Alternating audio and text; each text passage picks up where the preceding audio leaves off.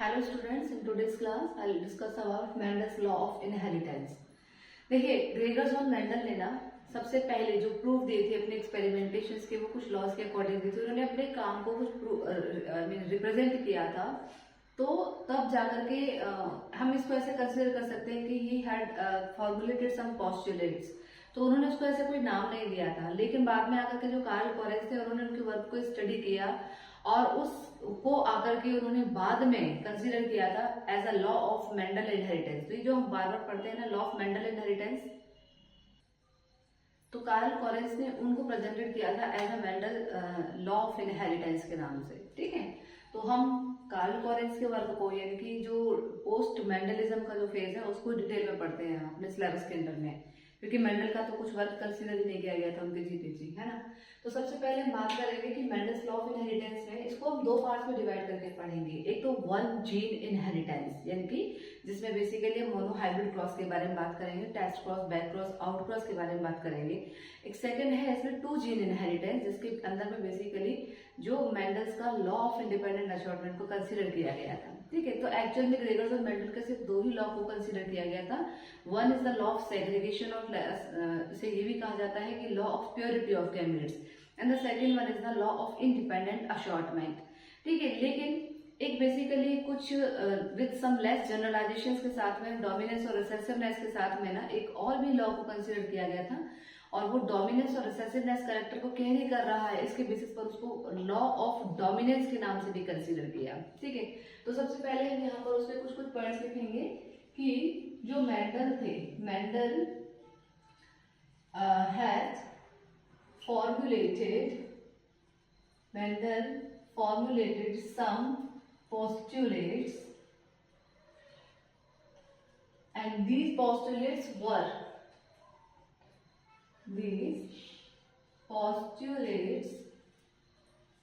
were studied by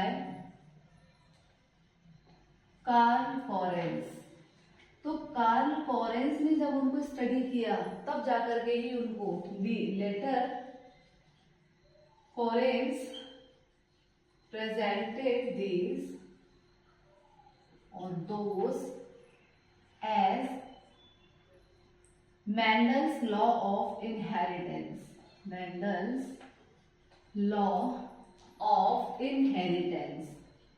Law of inheritance. कौन कौन से ये मेंडल्स के law of inheritance?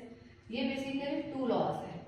One is law of purity of gametes, purity of gametes. इसी को जो बुक लिखती है एनसीईआरटी की बुक, वो लिखती है law of segregation, law of segregation. Second one is law of independent assortment, law of independent assortment. एक बाद में भी ना कुछ पर्टिकुलरली रिसेसिवनेस और डोमिनेंस कैरेक्टर्स को कंसीडर करते हुए एक और भी लॉ कंसीडर किया गया था, उसको नाम बोला गया था लॉ ऑफ डोमिनेंस। ठीक है, सो लेटर विद सम लेस और मोर generalization such as dominance and recessiveness, such as dominance and recessiveness,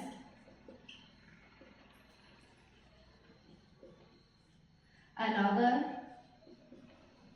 postulates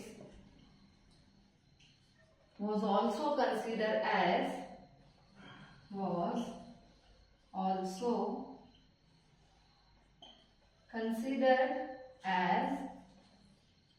law of dominance.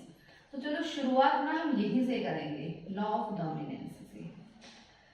Although ये दो लॉ थे उनके, 1 and 2, हालांकि हमें ये पता होता है कि 3 लॉ थे, law of dominance, purity of gametes, independent assortment, but actually में 2 लॉज होते हैं। ठीक है, इसको तो कंसीडर किया गया था क्योंकि इसमें डोमिनेंस के बाद में, और ऐसा क्यों, मतलब कंसीडर तो कर लिया गया था, ऐसा क्यों बोलते हैं हम इसको कंसीडर नहीं करते हैं? क्योंकि इसमें बहुत सारे एक्सेप्शंस वर दिए हैं। ठीक है, क्योंकि 1900 में कार्ल कोरेंस ने स्टडी करने के बाद में इसको दिया था, तो बहुत सारे खुद ही उन्होंने भी क्या निकाले थे, इसके एक्सेप्शंस निकाले थे मिराबिलस जालापा में, एंटी राइडिंग स्नैपड्रैगन प्लांट्स में। तो वहाँ पे जो कुछ एक्सेप्शंस थे, इनकम्प्लीट डोमिनेंस, कोडोमिनेंस या AB human AB blood group है ना, तो उस पर्टिकुलर के बेसिस पर ही इसको कंसीडर नहीं किया जाता है। तो आप चाहे तो यहाँ पर भी लिख सकते हैं because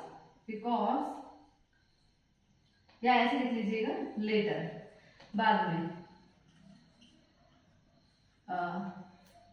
it has this one is है ना, it has so many exceptions or deviations.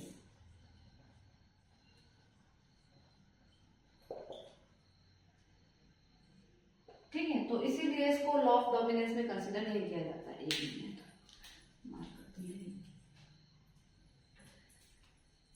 तो शुरुआत करेंगे हमारे सबसे पहले फर्स्ट लॉ के साथ में, लॉ ऑफ डोमिनेंस। अच्छा एक चीज और, जो law of purity of payments है, लॉ ऑफ डोमिनेंस है ना, इन दोनों को हम वन जीन इनहेरिटेंस के अंदर में कंसीडर करेंगे, या आप ऐसे भी कंसीडर कर सकते हैं कि Mendel's law of inheritance actually studied in two gene inheritance, one gene inheritance in which Mendel's का first law of dominance while the second one is the law of purity of gametes is also to be there. while the second की अगर हम बात करेंगे to gene inheritance, जिसमें कि Mendel का हम लॉ ऑफ इंडिपेंडेंट असॉर्टमेंट को डिस्कस करेंगे। तो सबसे पहले शुरुआत करेंगे हम यहाँ पर वन जीन इनहेरिटेंस, एक ही जीन का इनहेरिटेंस हो रहा है फ्रॉम पेरेंट्स टू ऑफस्प्रिंग और जनरेशंस टू जनरेशंस। ठीक है, वन जीन इनहेरिटेंस को स्टार्ट करने से पहले तो हमें बहुत समझ में आ रहा है, एक जीन के बारे में बात हो रही है, इनहेरिटेंस का मतलब है ट्रांसफर ऑफ कैरेक्टर्स के बारे में बात हो रही है, फ्रॉम जनरेशन टू जनरेशन बात हो रही है। अब इसमें ना कुछ क्रॉस के बारे में हम डिस्कस करेंगे, जो मैंने आपको कल की क्लास में बताया भी था कि हम लोग को साथ के साथ डिस्कस करेंगे, जिसमें से कि कुछ बेसिक से क्रॉस हैं, या मैं ये बात करूं कि वन जीन में आप बेसिकली जो पढ़ने वाले हैं हम, that is what, monohybrid cross. एक मोनोहाइब्रिड क्रॉस के साथ साथ में इसी के अंदर में हम पढ़ लेंगे एक test cross, actually test cross ना, टेस्ट क्रॉस एंड एक होता है out cross, test cross and another one is the out cross, and these two types of जो क्रॉसेस है ना, ये एक्चुअली बिलोंग्स करते हैं वन क्रॉस को, that is what, back cross. तो सबसे पहले ना हम शुरुआत करेंगे कि मोनोहाइब्रिड क्रॉस क्या है। देखो मोनो का मतलब ही है सिंगल, और हम पढ़ भी रहे हैं वन जीन इनहेरिटेंस, और हाइब्रिड का मतलब सेम आफ्टर हाइब्रिडाइजेशन जो पर्टिकुलर कैरेक्टर्स हमें मिलेंगे या उस पर्टिकुलर कैरेक्टर्स के लिए जो जीन रिस्पॉन्सिबल होगा उसके बारे में हम बात कर रहे हैं। तो मोनोहाइब्रिड क्रॉस क्या है? मोनोहाइब्रिड क्रॉस का मतलब एक ऐसा क्रॉस जो बेसिकली एक ही जीन के बीच में क्रॉसिंग कराया जा रहा है, जिसको पर्टिकुलरली एक कैरेक्टर के लिए वो रिस्पॉन्सिबल है। ठीक है, तो मोनोहाइब्रिड क्रॉस का मीनिंग क्या होगा? क्रॉस बिटवीन टू जीन्स, और ये दोनों के दोनों जीन्स जो है ना, ये बेसिकली किसको कैरी कर रहे हैं या कंट्रोल कर रहे हैं? सिंगल जीन को, सिंगल ट्रेट को, है ना। Two genes which control one gene,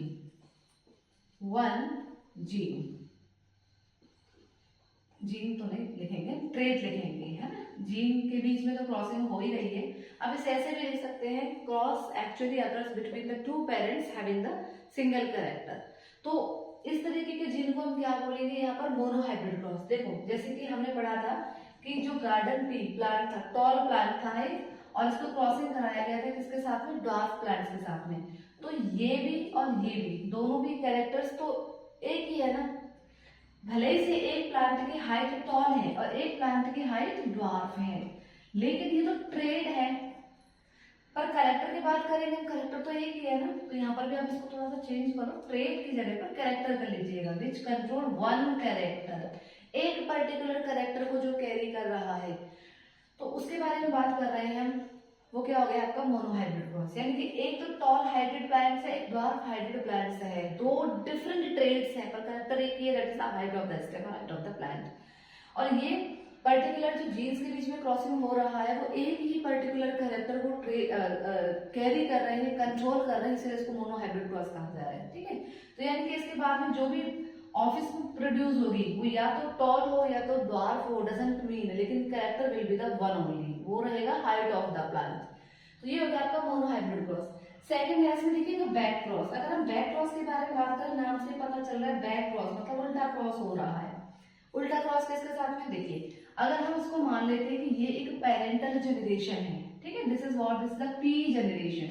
और इसको हम मान लेंगे कि क्या है, F1 जनरेशन है, ऑफस्प्रिंग्स है ना, F1 जनरेशन है। अगर इस F1 जनरेशन का हम बेसिकली किसी भी एक पेरेंट से क्रॉसिंग करा दें with any of its parents, तो उसे तो हम क्या बोल देंगे, बैक क्रॉस बोल देंगे। बैक क्रॉस का मतलब है उल्टा क्रॉस हो रहा है। सो बैक क्रॉस का मतलब क्या हो गया, व्हेन F1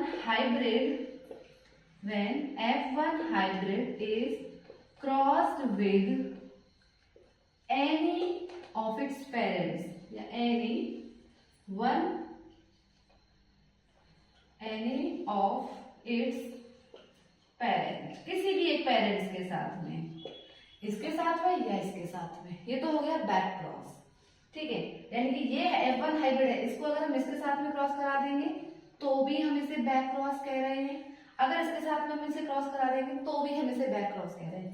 पर ये जो बैक क्रॉस है एक्चुअली इट इंक्लूड्स और carries to types of cross, है ना, इसके अंदर में दो क्रॉस आते हैं। एक है ये मोनो हाइब्रिड के अंदर ही है, बैक क्रॉस भी मोनो हाइब्रिड क्रॉस के ही अंदर में है, लेकिन बैक क्रॉस के अंदर में दो क्रॉस हैं, एक तो टेस्ट क्रॉस और एक आपका आउट क्रॉस। बड़ा ही सिंपल सा है। अगर हमने तो बैक क्रॉस में ये लिखा है कि any of its parents, any one of its parents, किसी भी एक पेरेंट के साथ क्रॉसिंग करा दें अगर हम उस F1 जनरेशन की, पर वो पेरेंट है क्या है, क्या वो होमोजाइगस डोमिनेंट है या वो होमोजाइगस रिसेसिव है, तो उसके बेसिस पर इसको टेस्ट और आउट क्रॉस में डिवाइड कर दिया गया है। ठीक है, देखो इसको हम ऐसे समझ लेते हैं, ये एक टॉल प्लांट है और ये एक ड्वार्फ प्लांट है, and this is what, this is the parental generation, P generation.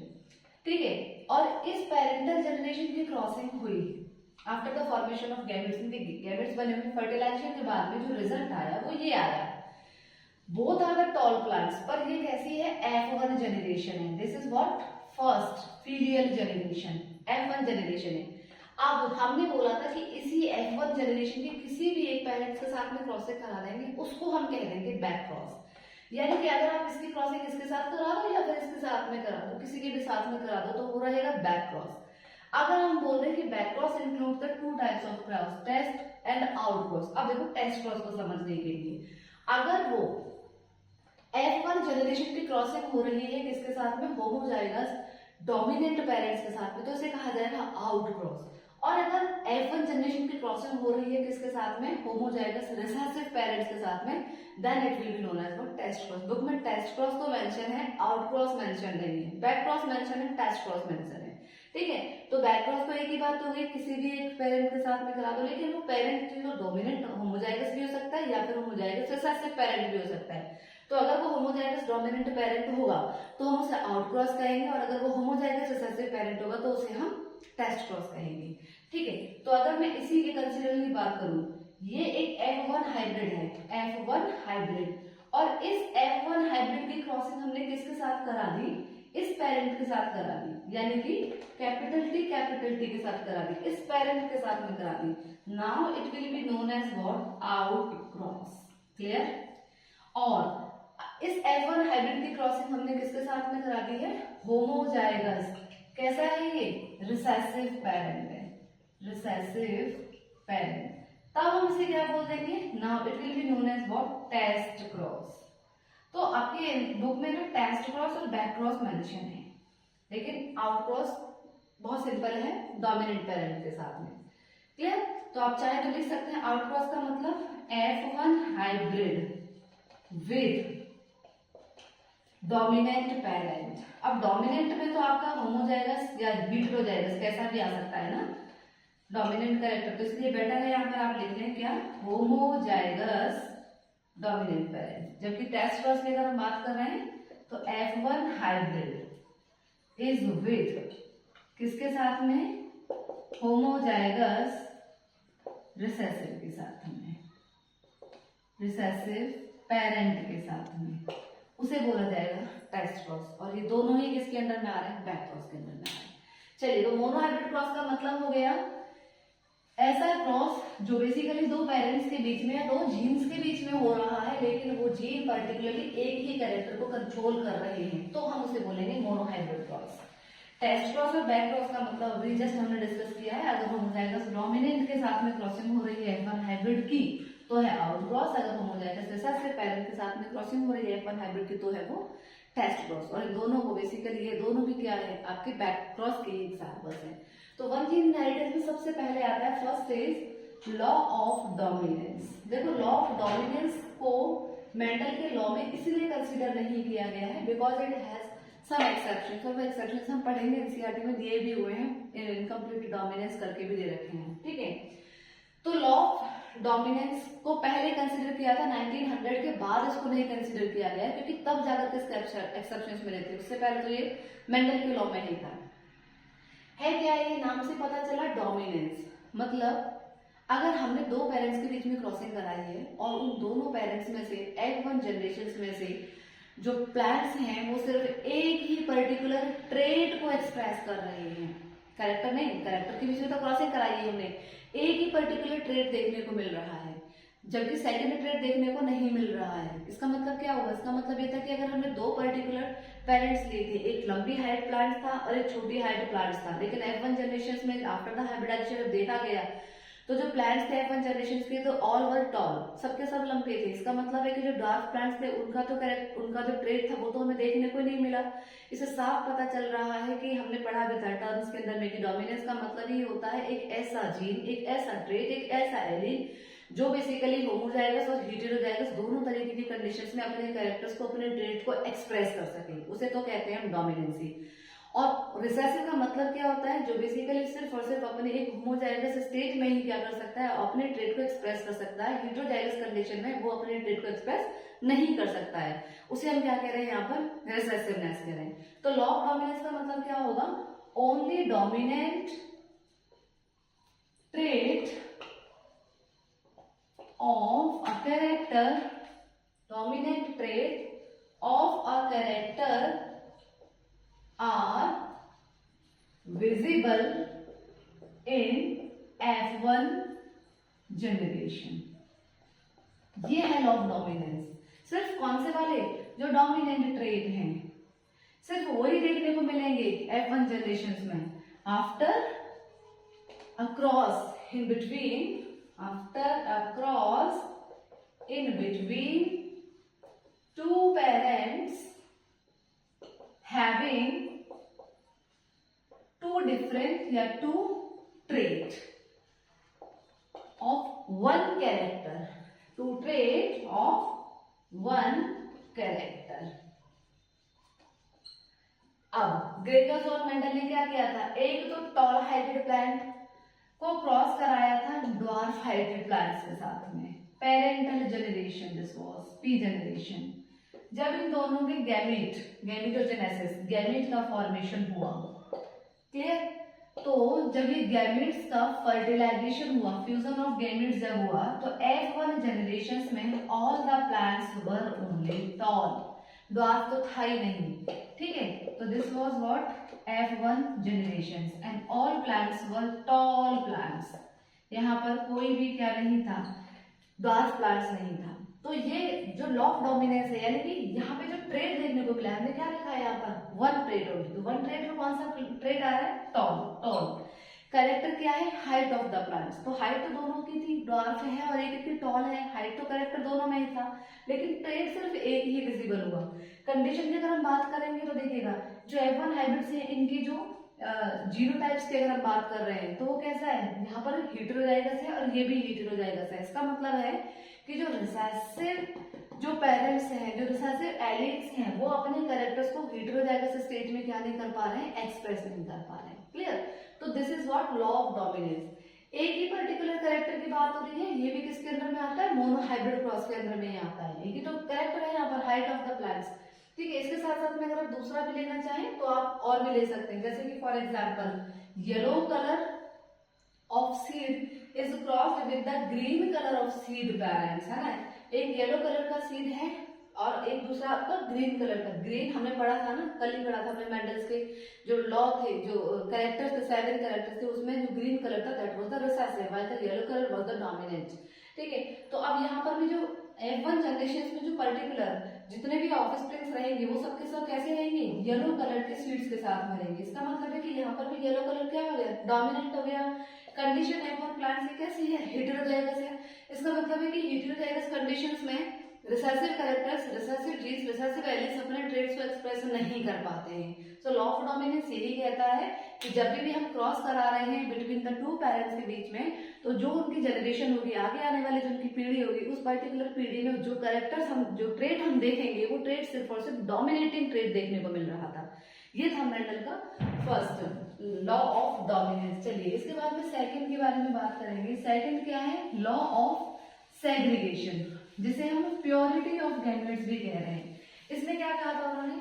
बहुत ही सिंपल है। इसमें ये कहा था कि eight the time of gamete formation जो एलियंस हैं, जो जीन्स हैं, जो गैमेट्स हैं, वो अलग अलग हो जाते हैं और वो अपने पर्टिकुलर ट्रेट को रिटेन करते हैं। लेकिन ये कब होगा? अब देखो, इसकी फर्स्ट जनरेशन में तो मेंडल को भी यही बिलीव हुआ था ना कि जो डॉर्फ प्लांट है उसके जो ट्रेट है वो तो आने वाले जनरेशन में है ही नहीं है। उन्हें तो ये बात नहीं पता थी ना कि आगे अगर हम इसकी सेल्फिंग कराएंगे तो जा करके ये कैरेक्टर्स, जब तक उन्होंने सेल्फिंग नहीं कराया तब तक तो उनको वो ट्रेट देखने को नजर नहीं आया। तो तब जाकर के जब F1 जनरेशन में जब सेल्फिंग कराई गई, तब कहीं जाकर के वो कैरेक्टर जो था, कौन सा डॉर्फ जो ट्रेट था, डॉर्फनेस, छोटी हाइट जो थी इस पर्टिकुलर पी प्लांट्स की, वो उनको ऑब्जर्व हुई। तो उन्होंने क्या बोला था कि ऐसा नहीं है कि जो रिसेसिव एलियन है वो अपने कैरेक्टर को एक्सप्रेस नहीं करेंगे, वो सिर्फ F1 जनरेशन में नहीं कर पा रहे हैं ड्यू टू डोमिनेंसी। लेकिन जब हम उनको सेल्फिंग कराएंगे तो सेल्फिंग कराने में क्या होगा, वो रिसेसिव एलियन के साथ में मिल जाएंगे और अपने वापस से ट्रेट को क्या करेंगे, एक्सप्रेस करेंगे।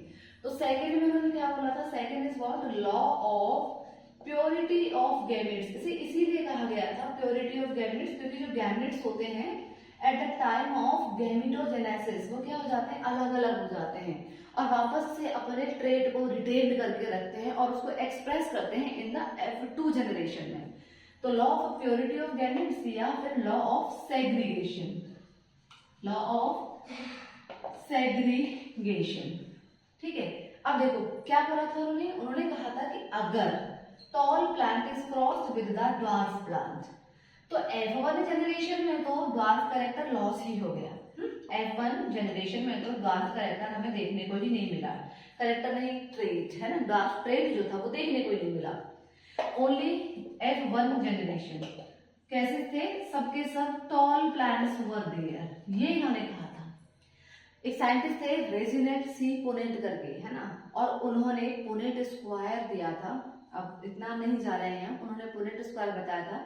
उन्होंने हॉरिजॉन्टली और वर्टिकली कॉलम्स बना करके गैमेट्स, मेल और फीमेल के गैमेट्स को रख के उनके बीच में क्रॉसिंग करा करके जो जाइगोट का फॉर्मेशन होगा, इससे क्या होगा, इससे जो इनकी नेक्स्ट जनरेशन है, F2 है, F3 जनरेशन है, उस जनरेशन को स्टडी करने में हेल्प होती है। तो हम यहाँ पर अब जितने भी क्रॉसिंग के बाद में, सेल्फिंग के बाद में जो देखेंगे क्रॉस, वो पोनेट स्क्वायर के अंडर में देखेंगे। ठीक है, तो यहाँ देखिएगा लॉ ऑफ डोमिनेंस तो यहाँ तक ठीक है, ये जो ट्रेड है यहाँ पे लॉस हो चुका है। लेकिन क्या हुआ, जब इस F1 जनरेशन की सेल्फिंग कराई गई, सेल्फिंग का मतलब इनके बीच में आपस में जब क्रॉस कराई गई, अभी तो ये F1 हाइब्रिड थे, फिर इनको पेरेंट बना दिया। ठीक है, अभी तो ये पेरेंट्स थे, ये पेरेंट हो गए। जब इनके बीच में क्रॉसिंग हुई देखने, तो क्रॉसिंग के बाद में जो F2 जनरेशन थी, सेकेंड फीलियल जनरेशन जो थी, उस जनरेशन में जो लॉस हुआ ट्रेड था dwarf, this lost trait of garden pea plants was observed, जिसके बेसिस पर उन्होंने कहा था कि जब इन जो ये प्लांट्स थे ये पेरेंट्स की तरह जब कंसीडर हुए, तो जब इनमें गैमेट का फॉर्मेशन हुआ ड्यूरिंग द गैमेटोजेनेसिस, तो वो गैमेट्स जब फ्यूज करे थे तो वो प्योर लाइन के गैमेट्स आपस में फ्यूज करे थे। कैसे देखिएगा, जब ये गैमेट्स बनेंगे तो यहाँ पर दो तरीके के गैमेट्स बन रहे हैं, डोमिनेंट रिसेसिव, डोमिनेंट रिसेसिव। और जब ये डोमिनेंट रिसेसिव जो पेरेंट्स, जो गैमेट्स हैं, अगर हम इनको क्रॉस कराते हैं, आप क्रॉस लाइन से भी करा सकते हैं, पोनेट स्क्वायर से भी करा सकते हैं। ठीक है, पोनेट स्क्वायर से चांसेस बहुत कम होते हैं गलत होने के, बस ये है। तो यहाँ पे क्या हुआ, homozygous dominant, tall plant is there, heterozygous condition is there, tall plant is there, again heterozygous condition is there, tall plant is there, recessive and recessive, homozygous recessive, homozygous recessive, यही तो ट्रेट लॉस हुआ था F1 generation in the law of dominance of Mendel में। ये character जो trait था वापस से ऑब्जर्व हो गया कब, जब ये F2 जनरेशन तक पहुंचा। ठीक है, तो इस F2 जनरेशन में क्या देखने को मिल रहा है, tall plants, tall plants, tall plant और ड्वार्फ प्लांट, यानी कि 3 plants are tall and 1 is the dwarf. 3 plants are tall and 1 is the dwarf plant. कैसा रेशियो है हमने पढ़ा था टर्मिनोलॉजी में, फिनोटिपिक रेशियो है ये तो, है ना, फिनोटिपिक रेशियो। फिनोटिपिक मतलब जो ऑब्जर्वेबल है, जिसे हम देख पा रहे हैं। अब जीनोटिपिक रेशियो की बात करेंगे, जो जिनका जेनेटिक मेकअप है वो कैसा दिखेगा, होमोजाइगस डोमिनेंट है, होमोजाइगस डोमिनेंट का एक ही पर्टिकुलर ऑफस्प्रिंग है। हेटेरोजाइगस के 2 ऑफस्प्रिंग्स हैं, टॉल ही हैं लेकिन जेनेटिक मेकअप अलग है। हेटेरोजाइगस स्टेज में, ये होमोजाइगस स्टेज में, डोमिनेंट स्टेज में, ये भी होमोजाइगस में लेकिन ये होमोजाइगस रिसेसिव स्टेज में। तो ये क्या है इसका, this is what, this the genotypic ratio. Clear? Phenotypic ratio 3:1, 3 tall plants 1 dwarf plant। Genotypic ratio में 1:2:1, 1 tall homozygous dominant, 2 again tall है लेकिन हेटेरोजाइगस टॉल प्लांट है, and 1 is the dwarf plant, homozygous recessive plant है। Clear? So this was what, law of purity of gametes और law of segregation. चलिए अब हम third law के बारे में बात करेंगे, और थर्ड लॉ बेसिकली जो आता है, लॉ थर्ड नहीं है, वो सेकंड लॉ ही है, ध्यान रखिएगा। तो वो जो सेकंड लॉ है, law of independent assortment, that comes actually under 2 gene inheritance. अभी तो हमने 1 जीन इनहेरिटेंस के अंदर में 2 कवर करे, है ना, एक तो लॉ ऑफ डोमिनेंस और एक law of purity of gametes. Second is what, 2 gene inheritance. 2 gene inheritance से नाम से पता चल रहा है 2 जीन्स का इनहेरिटेंस हो रहा है। इसका मतलब है कि कैरेक्टर्स भी कैसे हैं, 2 ही होंगे। ठीक है, तो उन पर्टिकुलर कैरेक्टर्स को यहाँ पर क्या किया जा रहा है, इनहेरिटेड किया जा रहा है। तो कंट्रोल करने के लिए क्या है, बेसिकली 2 जीन्स रिस्पॉन्सिबल है। तो 2 जीन इनहेरिटेंस के अंदर में next law of Mendel is law of independent assortment. Independent assortment, चलिए ये लॉ क्या कहता है, पहली बात तो लॉ ऑफ डोमिनेंस और law of purity of gametes both were the based on the monohybrid cross. जबकि इस लॉ की बात करें हम, तो ये लॉ किस पर बेस्ड है, based on dihybrid cross पर बेस्ड है। डाई हाइब्रिड क्रॉस इस पर बेस्ड है, डाई हाइब्रिड क्रॉस पर। डाई हाइब्रिड का मतलब क्या है, जब 2 पेरेंट्स के बीच में आप क्रॉसिंग करा रहे हैं, और वो बेसिकली क्या है, 2 पर्टिकुलर कैरेक्टर के बीच में क्रॉसिंग हो रही है। आप ऐसे भी लिख सकते हैं ना, cross actually occurs between the 2 characters, और इन 2 कैरेक्टर्स को जो कंट्रोल कर रहे हैं, वो नेचुरल सी बात है कि जो ट्रेड्स भी होंगे वो भी क्या होंगे, 2 ही ट्रेड्स होंगे। ठीक, तो यहाँ पे डायहाइब्रिड क्रॉस मतलब cross occurs between parents having कितने कैरेक्टर, 2 कैरेक्टर्स, हैविंग 2 कैरेक्टर्स, उसे हम क्या कह रहे हैं, डायहाइब्रिड क्रॉस। तो यहां पर ये बोला था मेंडल ने कि एक्चुअलिटी में क्या होता है कि जो पेयर ऑफ एलील है, वो pair of allele is actually independent है अपने कैरेक्टर को एक्सप्रेस करने के लिए दूसरे पर्टिकुलर ट्रेट के साथ में, ये इन्होंने कहा था। ठीक है, so law of independent assortment क्या कह रहा है, पेयर ऑफ एलील, अब वो पेयर ऑफ एलील डिफरेंट भी हो सकती है और सेम भी हो सकती है। ठीक है, तो pair of allele is independent to express its character to या with other trait. This is what law of independent assortment. इसी के अंदर में हम डायहाइब्रिड को भी पढ़ लेंगे और इसी के अंदर में इंडिपेंडेंट असॉर्टमेंट को भी देख लेंगे। ठीक है, देखिए जैसे उन्होंने जो एग्जाम्पल लिया था वो किसका लिया था, राउंड शेप मतलब सीड कलर और सीड शेप, इसके अंदर में जो क्रॉस कराया गया था, क्रॉस इन बिटवीन, हमने 2 कैरेक्टर्स का बोला है ना, 2 कैरेक्टर्स, तो वो 2 कैरेक्टर्स कौन कौन से थे, वो 2 कैरेक्टर्स थे, एक तो शेप ऑफ सीड और दूसरा था colour of seed. Second is what, colour of seed. ये थे 2, shape of seed and the second one is colour of seed. तो शेप ऑफ सीड के अंदर में जो था दैट इज राउंड शेप और कलर के अंदर में yellow seed. Is crossed with wrinkle shape of seed while the green colour of seed के साथ में इनको क्रॉस कराया जाता है। Parental generation. Law of dominance is applicable to all the laws. पहला तो ये है, लॉ ऑफ डोमिनेंस तो एप्लीकेबल होता ही होता है। हाँ, उसके एक्सेप्शंस हैं, कुछ कुछ, सब में नहीं होता है, तो जो एक्सेप्शंस है वो हम पढ़ेंगे। यहाँ पर भी law of dominance will applicable. जैसे ही इसकी जो F1 जनरेशन होगी, उस F1 जनरेशन में जितने भी प्लांट्स थे वो सब के सब कैसे थे, राउंड शेप के साथ में थे और yellow colour of seeds, round और येलो कलर ऑफ सीड्स। ठीक है, बहुत आसान है, क्योंकि जब इनके जो गैमेट्स का फॉर्मेशन होगा वो कुछ ऐसा होगा और इसके जो गैमेट्स का फॉर्मेशन होगा वो कुछ ऐसा होगा। ठीक है, जब हम उनकी क्रॉसिंग कराएंगे इसके साथ में तो ये देखने को मिल जाएगा, इसके साथ में तो हमें ये देखने को मिल गया। ठीक है, तो this is what F1 generation. F1 generation में अगेन ऑल वन कैसे थे सबके सब, round shape and yellow colour seed, ये तो थे येलो कलर सीड। अब क्या हुआ, अभी तो यहाँ पे इंडिपेंडेंट असॉर्टमेंट देखने को नहीं मिला, जैसे वहां पे प्योरिटी ऑफ गैमेट्स देखने को नहीं मिला था F1 जनरेशन में, तो सेल्फिंग कराने के बाद ही देखने को मिला था कि हर एक पर्टिकुलर जो F1 जनरेशन में अपने ट्रेड को एक्सप्रेस नहीं कर पाए थे एलील्स, वो जाकर के F2 जनरेशन में अपने ट्रेड को एक्सप्रेस कर रहे हैं, जब वो प्योर लाइन स्टेट में मिक्स हो जाएंगे, फ्यूज हो जाएंगे। ऐसे यहाँ पर भी अभी तो यहाँ पर इंडिपेंडेंटली कुछ देखने, या तो लॉ ऑफ डोमिनेंस एप्लीकेबल हो रहा है, लेकिन जब इनके बीच में सेल्फिंग कराई जाए, ठीक है, when they will get self to each other, और सेल्फिंग जब होगी तो देखो सेल्फिंग में क्या होगा। अब आता है लॉ ऑफ इंडिपेंडेंट असॉर्टमेंट का एक्चुअल। तो सेल्फिंग में क्या होगा, पहले सेम वही गैमेट का फॉर्मेशन। गैमेट के फॉर्मेशन के लिए हमें एक चीज याद रखनी होगी, 2 की पावर n, ये याद रखना है गैमेट का फॉर्मेशन। एक और भी आता है ट्राई हाइब्रिड क्रॉस, भी आता है। Try hybrid cross actually human skin colour के लिए होता है और उससे ज्यादातर क्वेश्चन पूछे जाते हैं गैमेट, नंबर ऑफ गैमेट्स, कितने गैमेट्स का फॉर्मेशन होगा। तो गैमेट की फॉर्मेशन के लिए आपको याद रखना है 2 की पावर n। तो जो एक्चुअल में जो n है यहाँ पे, वो बेसिकली क्या होगा, जो जितने भी हेटेरोजाइगस स्टेट में जो रिसेसिव एलील्स है ना, उनको कंसीडर किया जाता है।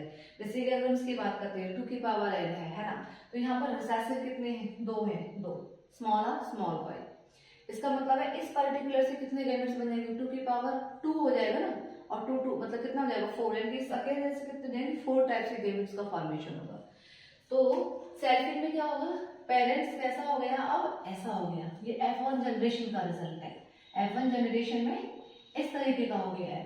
ठीक है, और जब 2 की पावर n को अप्लाई करके करेंगे तो n बेसिकली रिसेसिव एलील के लिए यूज करते हैं, जितने भी नंबर ऑफ रिसेसिव एलील्स होंगे वो मल्टीप्लाई हो जाएगा, उसका पावर पर्टिकुलरली कंसीडर कर लिया जाएगा। तो यहाँ पे कितने हो जाएंगे, 4 टाइप्स के गैमेट का फॉर्मेशन।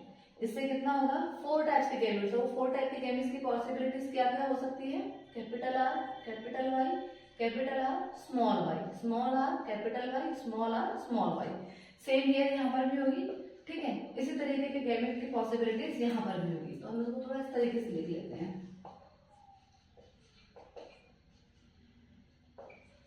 डन।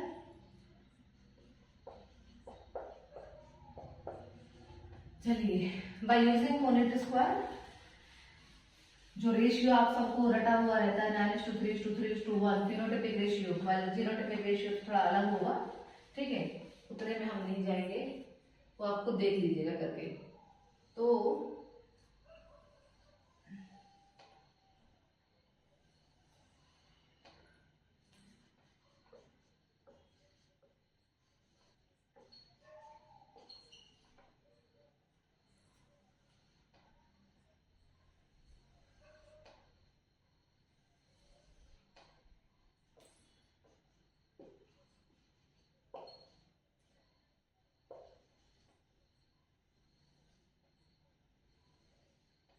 चलिए करते हैं F2 जनरेशन। ये बेसिकली F2 जनरेशन है। F2 जनरेशन टोटल कितने होंगे, 16 offsprings will be there, जिसमें से देखिएगा पहला स्टेज कैसा होगा, homozygous dominant, round and yellow. Second क्या है, जो सीड का शेप है वो तो होमोजाइगस है, लेकिन जो सीड का कलर है वो हेटेरोजाइगस है। ठीक है, अगेन सीड का शेप हेटेरोजाइगस है और जो शेप कलर है वो बेसिकली होमोजाइगस है। यहाँ पर तो सब कुछ क्या होगा, heterozygous stage. Again, shape of plant is homozygous while the color of seed is actually heterozygous. Again, the shape of seed is homozygous while the color of seed is also to be homozygous. ठीक है, next one is shape of seed is heterozygous while the color of seed is also heterozygous. Again is shape of seed is heterozygous while the color of seed is homozygous recessive. Next is shape of seed is heterozygous while the color of seed is homozygous dominant. Again is shape of seed is heterozygous while the color of seed is heterozygous again.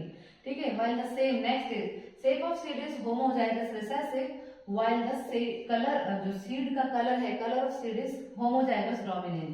Again is जो seed का shape है homozygous while the जो color है of seed is heterozygous. ठीक है, next is again shape of seed is heterozygous while the shape color of seed is heterozygous. Next is again shape of seed is heterozygous and color of seed is also heterozygous. Next is shape of seed is homozygous recessive while the color of seed is heterozygous. And the last one is the shape and seed color both are the homozygous recessive. ये है basically 16 offsprings हैं और 16 hybrids you can say, ठीक है, इन F2 generation, जिसमें से कि पहला राउंड एंड येलो है, राउंड एंड येलो है, राउंड एंड येलो है, राउंड एंड येलो है, अगेन राउंड एंड येलो है, यहाँ पर राउंड एंड ग्रीन है, अगेन राउंड एंड येलो है और राउंड एंड ग्रीन है, अगेन राउंड एंड येलो है, अगेन राउंड एंड येलो है, यहाँ पर रिंकल एंड येलो है, रिंकल एंड येलो है, ठीक है, राउंड एंड येलो है, राउंड एंड ग्रीन है और रिंकल एंड येलो है और रिंकल एंड ग्रीन है। यानी कि इसमें अगर हम ठीक तरीके से ऑब्जर्व करें, देखें, तो लॉ ऑफ डोमिनेंस तो पहले ही अप्लाई हो गया फर्स्ट जनरेशन में। प्योरिटी ऑफ गैमेट्स भी यहाँ देखने को मिल रहा है, homozygous dominant dominant, homozygous recessive recessive, pure line of characters are to be obtained in the F2 generation, ये भी है। पर हमें तो सिर्फ ये देखना है कि लॉ ऑफ इंडिपेंडेंट असॉर्टमेंट कहाँ कहाँ पर एप्लीकेबल हुआ है।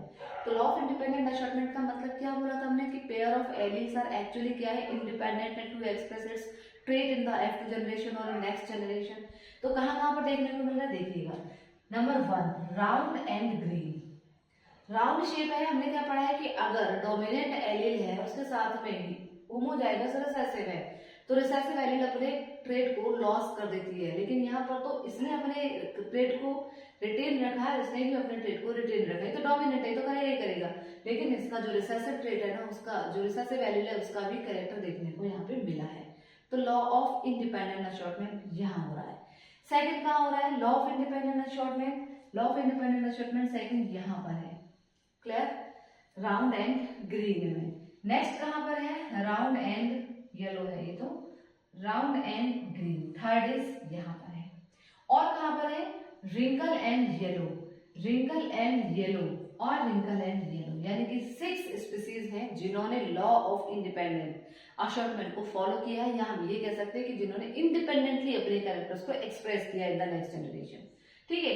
जब ये इसकी बात करें तो प्योर लाइन कैरेक्टर्स हैं यहाँ पर। तो इसका जो फिनोटिपिक रेशियो है, फिनोटिपिक रेशियो वो क्या है इसका, 9:3:3:1।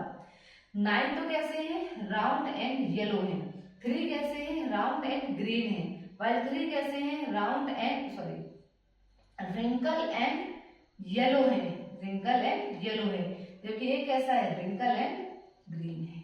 अगर हम इसके जीनोटिपिक रेशियो की बात करें तो जीनोटिपिक रेशियो तो थोड़ा डिफरेंट होगा। देखो ये बिल्कुल प्योर लाइन स्टेट है, होमोजाइगस डोमिनेंट है, ये एकमात्र अकेला है, यानी कि जीनोटिपिक रेशियो की शुरुआत किससे होगी, 1:2, ये भी एकमात्र अकेला है।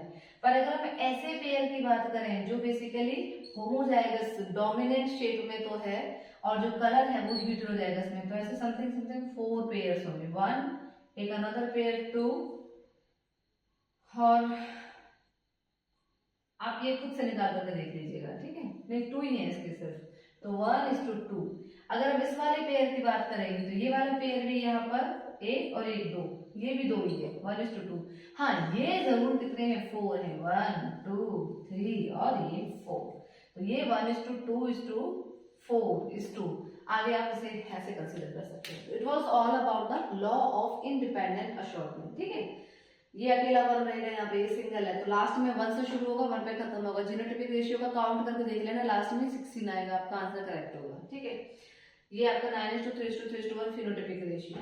तो अब इसके आगे, तो ये तो था किसका, मेंडेलियन इनहेरिटेंस या लॉ ऑफ मेंडल के जो लॉज थे, 2 law were there, law of purity of gametes वाला थर्ड जो था, सेकंड जो था that is law of independent assortment. चलिए हम बात करेंगे सबसे पहला जो फर्स्ट लॉ था, जिसे कुछ बुक्स तो कंसीडर करती हैं कि फर्स्ट लॉ है लॉ ऑफ डोमिनेंस, लेकिन ज्यादातर अगर हम एनसीईआरटी की बात करते हैं तो उसमें भी लॉ ऑफ डोमिनेंस को नहीं, लॉ ऑफ सेग्रीगेशन से स्टार्टिंग हुआ है। तो लॉ ऑफ डोमिनेंस को क्यों कंसीडर नहीं किया गया है, क्योंकि 1900 के बाद में इसमें बहुत सारे क्या देखने को मिले थे, एक्सेप्शंस मिले थे। तो हम शुरुआत करेंगे किससे, exceptions of Mendel's law of dominance, Mendel's law of dominance.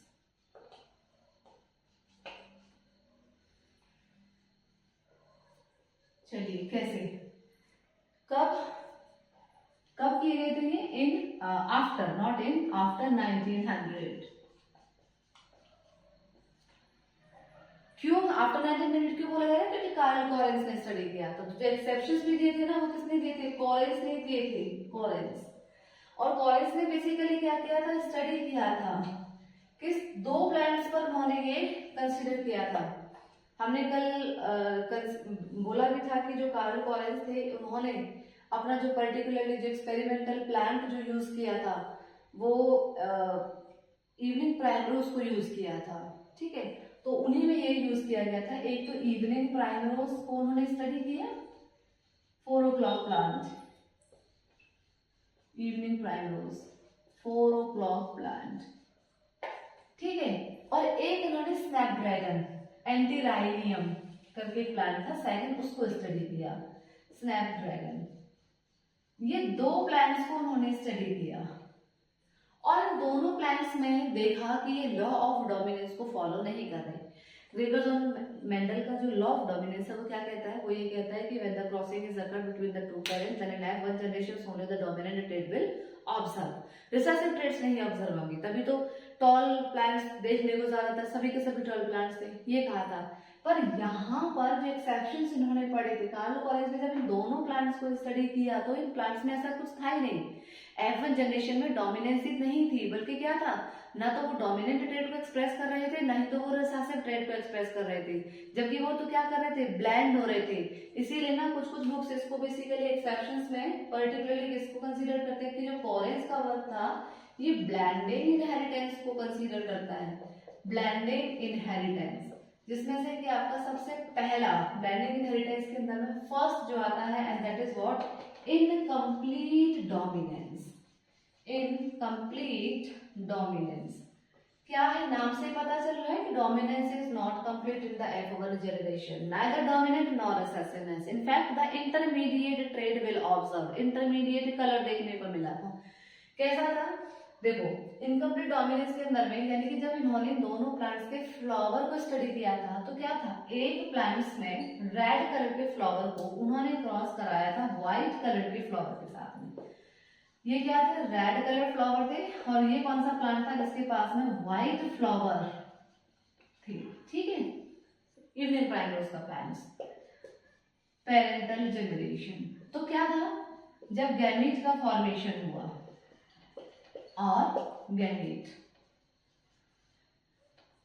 का फॉर्मेशन हुआ, जब at the time of fertilization, according to the Mendel's law क्या होना चाहिए था, क्योंकि हम F1 जनरेशन की बात कर रहे हैं तो F1 जनरेशन में तो क्या होना चाहिए था, सबको कैसा होना चाहिए था, रेड फ्लावरिंग प्लांट्स होना चाहिए था, पर ऐसा तो कुछ हुआ ही नहीं।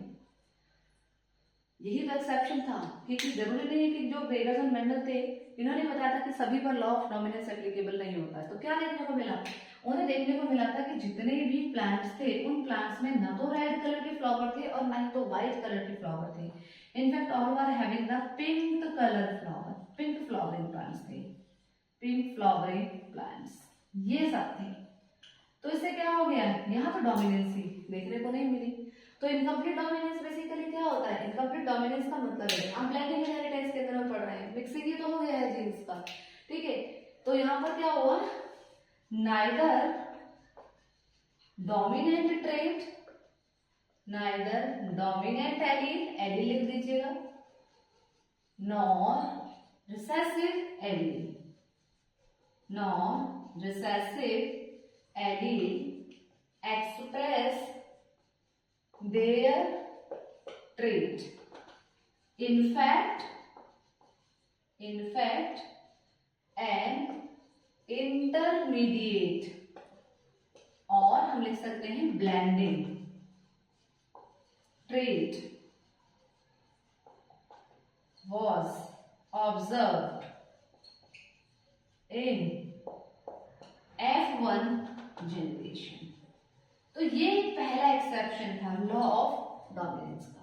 बात यही पे खत्म नहीं होती है ना, एक से थोड़े ना कंप्लीट कर सकते हैं, एक से थोड़े ना हम किसी की थ्योरी को रॉन्ग प्रूव कर सकते हैं। सेकंड एक्सपेरिमेंट किया गया किस पर, कैटल्स की स्किन कलर पर। तो सेकंड जो एग्जांपल है ब्लेंडिंग इनहेरिटेंस और exceptions of law of dominance का, that is what, codominance. Incomplete में तो क्या था कि dominance is incomplete, complete dominance देखने को नहीं मिली। कोडोमिनेंस में क्या साथ में पता चल रहा है कि डोमिनेंस से कुछ कुछ हद तक देखने को मिलेगी। तो कोडोमिनेंस के अंदर में जो एग्जांपल आता है दैट इज व्हाट, स्किन और coat colour, coat colour in cattles it was to be observed. कैसे कंसीडर किया गया था, कुछ कैटल्स जिनकी स्किन कैसे थी, ब्लैक कलर की थी। Some cattle with having the black color skin were crossed with the cattle with having the white color skin. ठीक है, तो क्या होना चाहिए था लॉ ऑफ डोमिनेंस के अकॉर्डिंग, तो बेसिकली ब्लैक कलर के स्किन वाले एनिमल्स को ही F1 जनरेशन में ऑब्जर्व होना चाहिए था, देखा जाना चाहिए था। पर ऐसा कुछ भी नहीं हुआ, बल्कि क्या हुआ, देखा गया कि जो F1 जनरेशन थी, यहाँ के जो कैटल्स थे ये सब के सब कैसे थे, रेयन थे। रेयन का मतलब है कि उनकी जो स्किन थी वो तो ब्लैक ही थी, लेकिन उस पर व्हाइट व्हाइट स्पॉट्स वगैरह थे। अच्छा एक चीज और, ये F1 जनरेशन तक ही है, इसका एक्सेप्शन है, law of purity of gametes का एक्सेप्शन नहीं है। यानी कि अगर हम सेल्फिंग, ग्रेगर्स और मेंडल की बात, अगर सेल्फिंग कराई जाए, क्योंकि ऐसा तो नहीं कि ये बिल्कुल ही अपोजिट है, जब सेल्फिंग कराई जाएगी इनके बीच में, या सेल्फिंग कराई गई थी, तो जो F2 जनरेशन जब देखी गई, तो F2 जनरेशन में क्या कैरेक्टर देखे गए, एक red plant was there, 2 pink plants were there और 1 is white flowering plant was there. यानी कि जो सेकंड लॉ ऑफ मेंडल था, law of purity of gamete जो था वो एप्लीकेबल था यहाँ पर भी, उसका कोई भी एक्सेप्शन नहीं है। क्लियर, तो सिर्फ फर्स्ट लॉ की बात हो रही है, लॉ ऑफ डोमिनेंस के एक्सेप्शन की बात हो रही है, उसमें ही जो ब्लेंडिंग इनहेरिटेंस है वो एप्लीकेबल हो रहा है, ना कि सेकंड जनरेशन। जब हम सेल्फिंग कराएंगे तो सेल्फिंग में बेसिकली जो हिडन ट्रेड था, हिडन ट्रेड कौन सा था, रेड और व्हाइट, ये हिडन ट्रेड जो थे वो F2 जनरेशन में देखने को मिल रहे। सेम हियर यहाँ पर भी क्या था कि जब व्हाइट स्किन कलर के कैटल को ब्लैक स्किन कलर के कैटल के साथ में क्रॉस कराया गया था, तो F1 जनरेशन में जो एनिमल्स वर देयर वो सबके सब कैसे थे, रेयन कलर के थे। लेकिन जब इनके बीच में क्या कराया गया, सेल्फिंग कराया गया, तो सेल्फिंग से वापस से क्या होगा, सेल्फिंग से तो वही सेम जो हिडन ट्रेड था वो हिडन ट्रेड क्या हो गया, रीअपियर हो गया। यहाँ पर black colour cattle, again rayon और ये फिर से व्हाइट कलर कैटल। यानी कि अगर हम इसके जीनोटिपिक की और फिनोटिपिक रेशियो की बात करें, चाहे वो उस प्लांट की बात करें या फिर हम इसकी बात करें, दोनों का जीनोटिपिक और phenotypic will be the same. Genotypic ratio की क्या बात करेंगे तो कितना होगा, 1:2:1, और फिनोटिपिक रेशियो की अगर आप बात करेंगे तो ये भी कितना होगा, 1:1। 1 जीनोटिपिक रेशियो हो जाएगा, dominant both are the heterozygous and while the 1 is the homozygous recessive parent. ठीक है, एंड सेम फिनोटिपिक रेशियो में 1 is the black colour skin colour animal, again the roan colour skin animal, and another one is the last जो है वो कैसा है, white skin colour का animal है। तो यहाँ पे क्या था कि जो सेल्फिंग कराने के बाद में law of purity of gametes was easily applicable to. ठीक है, अब जो नेक्स्ट था थर्ड इज, वो था आपका AB blood group. AB blood group ये कोडोमिनेंस के अंदर में ही आता है, जो स्किन कोट है ना, स्किन कोट के अंदर में आपका एक एग्जांपल ये हो गया और सेकंड एग्जांपल आपका AB ब्लड ग्रुप हो गया, ये भी कोडोमिनेंस के अंदर में आता है। AB ब्लड ग्रुप का मतलब है कि अगर किसी एक ह्यूमन इंडिविजुअल का ब्लड ग्रुप A है, while it's cross with the human individual with having the blood group B, rayon generation होगी उसके जो ब्लड ग्रुप होगा उसमें देखो कोडोमिनेंस को बड़े ध्यान से समझ लो। ना तो इसने अपने ट्रेड को खोया है, रेयन में क्या बोल रहे थे हम कि ब्लैक कलर की स्किन है मेजोरिटी, लेकिन व्हाइट कलर के स्पॉट्स हैं। तो ना तो ब्लैक कलर ने अपने ट्रेड को खोया और ना ही तो इस वाले एलील ने अपने ट्रेड को लॉस किया है। यहाँ पर आकर के दोनों प्योर लाइन में मिल गए थे अपने ओन फॉर्म में, जबकि यहाँ पर दोनों मिक्स्ड फॉर्म में थे। सेम यहाँ पर भी क्या है कि जो ए ब्लड ग्रुप है और जो बी ब्लड ग्रुप है ये दोनों ही क्या होंगे, देखने को मिलेंगे उनकी F1 जनरेशन में। तो कोडोमिनेंस का मतलब होता है टुगेदरनेस ऑफ एलील, ठीक है, या of gene in the F1 generation. Togetherness है, ना तो यहाँ पर डोमिनेंस देखने को मिल रही है, ना तो यहाँ पर रिसेसिवनेस देखने को मिल रही है, और ना ही कोई एक अलग तरीके का हमें ट्रेड देखने को मिल रहा है। ये है कोडोमिनेंस, ठीक है। तो AB blood group is the example of codominance. Clear. तो आज की क्लास में हमने मेंडेलियन इनहेरिटेंस के अंदर में मेंडल्स के जो लॉ है उनको डिस्कस किया है। मेंडल्स का first law of dominance is not considered as a Mendel law. In fact इसको कुछ हद तक कंसीडर किया गया था, और इसलिए नहीं किया गया इसको लॉ ऑफ मेंडल्स के लॉ में या लॉ ऑफ इनहेरिटेंस में, क्योंकि सब पर ये एप्लीकेबल नहीं होता है। इसके कुछ अभी हमने एक्सेप्शंस को डिस्कस किया है, तो just because of this it is not considered, ठीक है। दो लॉ को हमने डिस्कस किया, वन जीन इनहेरिटेंस के अंदर में और एक टू जीन इनहेरिटेंस के अंदर में। वन जीन इनहेरिटेंस के अंदर में आपका लॉ ऑफ डोमिनेंस है और second is the purity of gametes है। टू जीन इनहेरिटेंस के अंदर में आपका लॉ ऑफ इंडिपेंडेंट अशॉर्टमेंट है। वाइल द लॉ ऑफ जो वन जीन इनहेरिटेंस है उसमें हमने मोनोहाइब्रिड और टेस्ट क्रॉस और बैक क्रॉस और आउट क्रॉस को डिस्कस किया है। वाइल जो डायहाइब्रिड जो टू जीन इनहेरिटेंस उसमें हमने डायहाइब्रिड क्रॉस को डिस्कस किया है, ठीक है। और उसके साथ में हमने एक्सेप्शंस ऑफ मेंडल्स के फर्स्ट लॉ को भी डिस्कस किया है। क्लियर।